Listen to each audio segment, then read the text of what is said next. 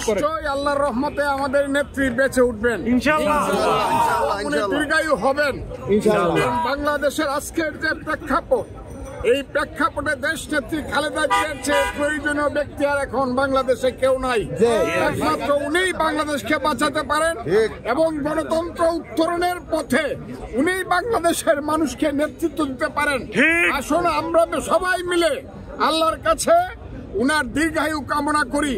প্রয়োজনে আমাদের আয়ু থেকে আল্লাহ তুমি কেটে নিয়েও যদি আমার নেত্রীকে বাঁচিয়ে রাখো, আল্লাহ তোমার কাছে চিরদিন তোমার রহমতের কাছে আমরা কৃতজ্ঞতা।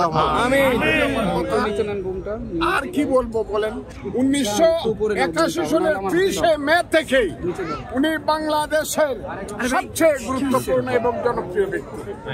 আজকে সরকার কি বললো না বললো এটা কিছু আসে না।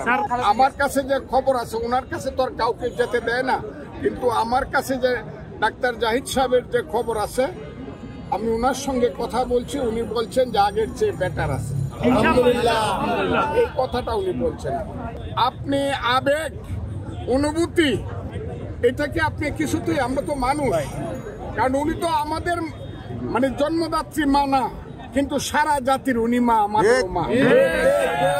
আমাদের যে আবেগ, সে আবেগটাতে তো আমরা কিছুতেই অবদমিত করে রাখতে পারি না। কাজে যারা আসে তাদেরকে কি করবেন বলেন, আমরা তো জাতি হিসাবে আবেগ প্রবণ।